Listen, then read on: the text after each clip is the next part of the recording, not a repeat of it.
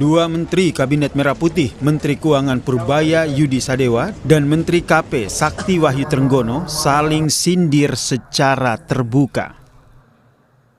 Awalnya Menteri Keuangan Purbaya Yudi Sadewa mengkritik Kementerian Kelautan dan Perikanan (KKP) yang belum mengoptimalkan alokasi anggaran pembelian kapal.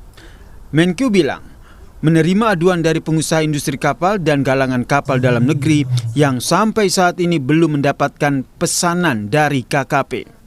Padahal, kata Purbaya, tambahan anggaran yang diminta oleh KKP ke Kementerian Keuangan sudah disetujui dan cair. Berapa dari Anda yang sudah terima order dari KKP? Belum? Kan Anda yang masuk akal. Uangnya belum keluar. Ordernya nggak ada. Ini apa-apaan? Ini mungkin kalian kurang aktif apa gimana nih? Kenapa KKP belum ada order di sana? Kan kita mendorong pertumbuhan ekonomi. Uangnya bisa saya anggarin kok. Rugi saya, Pak. Utang-utang disalokasi nggak dipakai. Terus kalau depan presiden selalu bilang ada. Kalau saya lihat kondisi galangan kapal domestik mungkin sepersperatus ya, mungkin lebih sedikit lagi. Alasannya harganya mahal, bahan bakunya mahal, dipajakin segala macam. Kan bisa datang saya kalau itu, saya nolin aja. Kalau perlu saya subsidi kalau emang. Tidak lama kritik Purbaya langsung dibalas Menteri Kelautan dan Perikanan Sakti Wahyu Trenggono lewat media sosial. Yang terhormat Menteri Keuangan, bahwa dana untuk pembangunan kapal tersebut bersumber dari pinjaman luar negeri dari pemerintah Inggris. Coba Anda tanya dulu deh sama anak buah Anda, bener nggak tuh uang kapal sudah dikucurkan? Tanggapan dari Sakti ini kembali direspons Purbaya. Dia bilang ucapannya mengenai tidak ada pesanan kapal KKP ia simpulkan dari pengecekan yang ia lakukan di galangan kapal. Saya nggak tahu kan dia suka promosi kapal banyak. Saya cuma cek kan ke galangan ada nggak yang diorder. Ya belum, berarti kan belum ada pesanan ke sana. Mau dibikin tahun kapan saya nggak tahu. Ya udah nanti yang betul Pak Trenggono mungkin saya datanya salah. Kan sebagian katanya uangnya kata pinjaman. Tapi pinjamannya nanti kan lewat kita juga kan, tetap aja. Anggaran yang diturunkan berapa Pak? Saya nggak tahu, angkanya berubah-ubah terus. Nah, yang penting gini, ketika ada program tadi pembuatan kapal, cepat diluncurkan ke bawah. Dua menteri saling sindir secara terbuka di depan publik, menimbulkan pertanyaan soal koordinasi antar kementerian dan juga soliditas Kabinet Merah Putih. Tim Liputan, Kompas TV. Dua menteri saling sindir. Kita akan bahas bersama politisi Partai Golkar Ahmad Irawan dan Direktur Eksekutif Carta Politika Yunarto Wijaya. Selamat malam, Irawan. Malam. Malam. Malam, Mas Robi. Malam, ya. Mas Irawan. Halo Mas, malam. Saya ke Anda dulu, Mas Irawan. Kalau melihat apa yang kita saksikan tadi, ini lebih kepada saling kritik, saling mengoreksi, atau jangan-jangan ada ketidakcocokan antar menteri. Anda sebagai partai pendukung Pak Prabowo dan Gibran, terutama juga yang ada di kabinet, bagaimana melihat ini? Kalau saya sih melihatnya bahwa ini kan berangkat dari Pak Purbaya mengecek di lapangan gitu, dan kemudian direspon oleh Menteri Kelautan dan Perikanan Pak Trenggono. Jadi sebenarnya ini bukan persoalan soliditas. Ada 3 hal setidaknya memang yang mungkin bagi media ini menarik. Yang pertama tadi itu kaitannya dengan persoalan komunikasi dan koordinasi tadi. Jadi bukan persoalan soliditas kabinet. Yang kedua adalah persoalan etika tadi, artinya kritik yang disampaikan di depan publik atau dalam forum itu tadi, atau Pak Trenggononya kemudian merasa tersinggung lah ya, merasa tersinggung, disentil.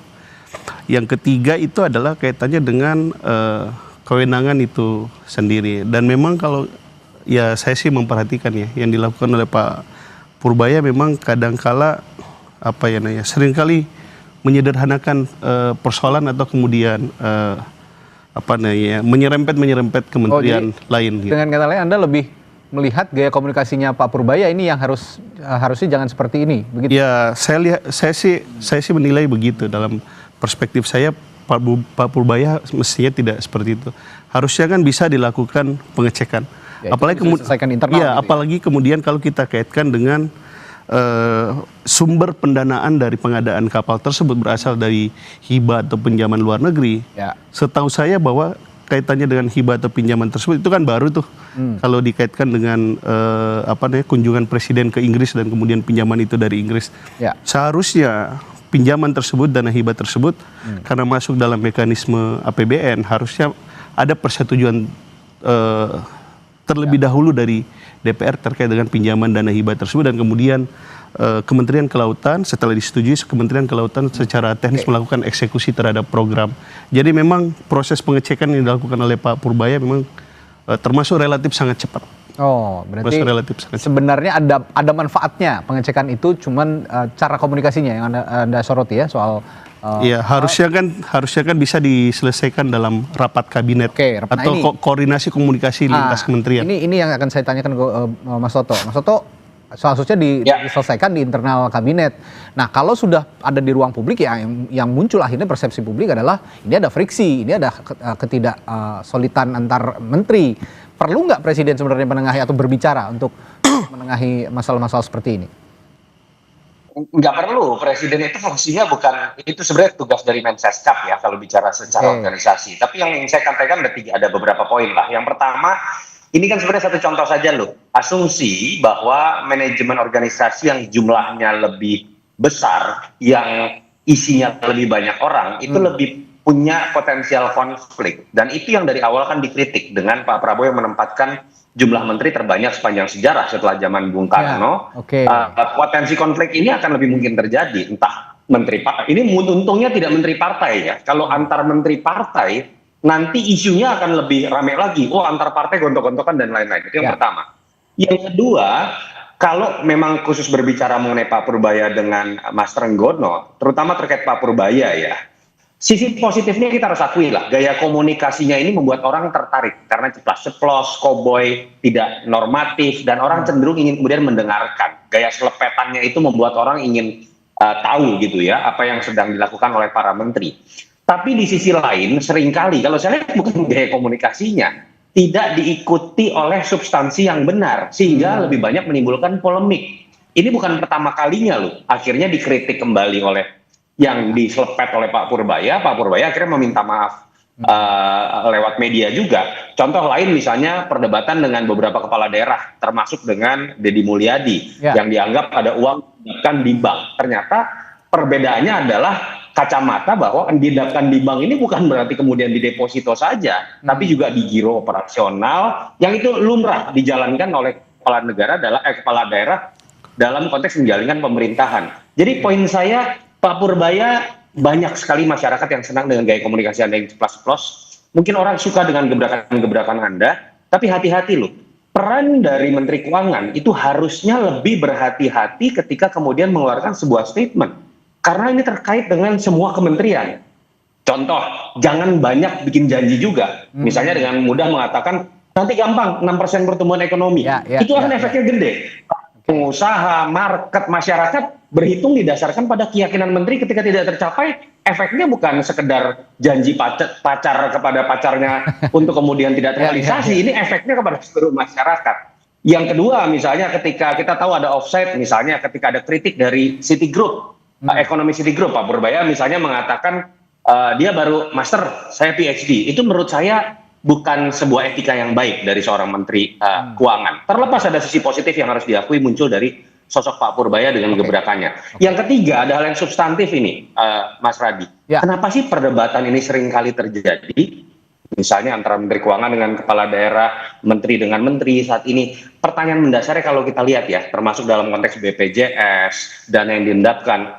Pertanyaannya adalah ketika Pak Purbaya terus-menerus mengatakan uang saya banyak. Nah, ini sebenarnya pemerintah punya uang. Uangnya kan bukan punya Pak Purbaya gitu ya, tapi punya negara. APBN itu sedang ada problem cash flow atau enggak sih? Sehingga kemudian muncul masalah-masalah ini. Jadi itu juga bagian dari jangan terlalu cepat untuk mengatakan uang saya banyak. Karena pada titik itu ekspektasi dari publik terkait terlaksananya program, tidak dipotongnya program-program demi program pemerintah yang lain, itu pasti akan muncul. Sementara faktanya yang sekarang sedang terjadi adalah sebaliknya. Oke, ya Pak Purbaya tuh sering bilang ya, rugi dong gue kalau ngomong soal keuangan. Ya. Ini memang gayanya yang sering kali dilontarkan di depan publik. Tapi begini, saya akan bertanya juga ke Bung Irawan. Pak Purbaya ini disukai publik ya. Meskipun ceplas-ceplos, kadang-kadang gayanya koboi seperti Mas Toto bilang tadi, tapi publik menyukai ini karena kadang-kadang ya to the point, meskipun tadi Mas Toto bilang secara substansi harus lebih ditelaah lagi apakah sudah tepat berbicara seperti itu atau tidak. Nah, tapi dari sini bisa terlihat bahwa publik berada di barisannya Pak Purbaya karena ya kita tidak bisa menafikan bahwa publik agak a priori terhadap partai politik. Nah, apa yang harusnya bisa dilakukan partai politik, terutama menteri-menteri yang berasal dari partai politik? Saya akan tanyakan hal itu nanti setelah jeda di Sapa Indonesia Malam Total bersama kami.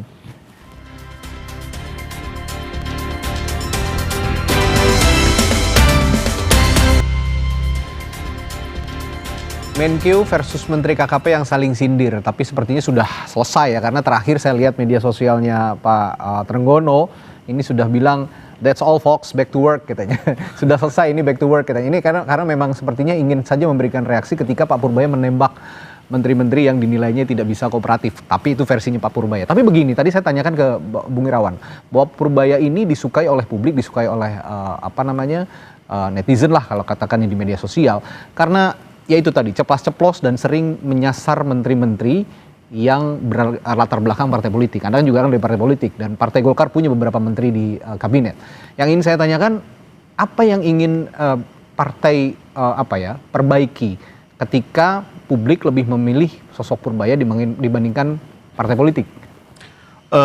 Kami tentu juga senang mendengar kalau Pak Purbaya kemudian disenangi oleh publik gitu. Bagi kami tidak ada perbedaan antara menteri dari partai atau menteri non partai. Yang ada menteri dari kabinet Merah Putih.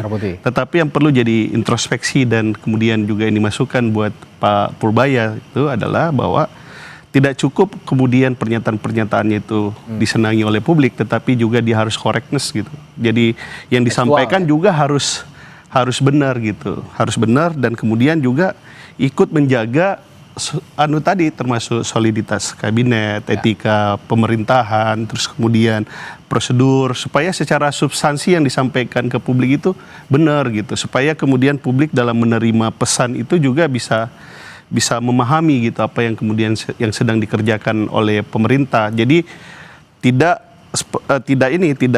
tidak terjadi saling menyalahkan antar menteri-menteri yang ada di dalam kabinet. Oleh karena itu penting untuk kembali mengingatkan Pak Purbaya jangan menyederhanakan persoalan, optimisme itu penting, tetapi kemudian harus data-datanya harus correctness. Gitu. Oke, tadi juga sempat disinggung oleh Mas Toto soal substansi yang disampaikan juga jangan melenceng ini gitu ya. Ini kadang-kadang memang agak nggak nyambung ketika ada kritik yang disampaikan atau selepetan tadi ya bahasanya Mas Toto, selepetan disampaikan kepada menteri tertentu, tapi ternyata salah sasaran. Ya dulu ada kalau kita ingat tuh almarhum Pak Rizal Ramli, kepret ya. Kepret.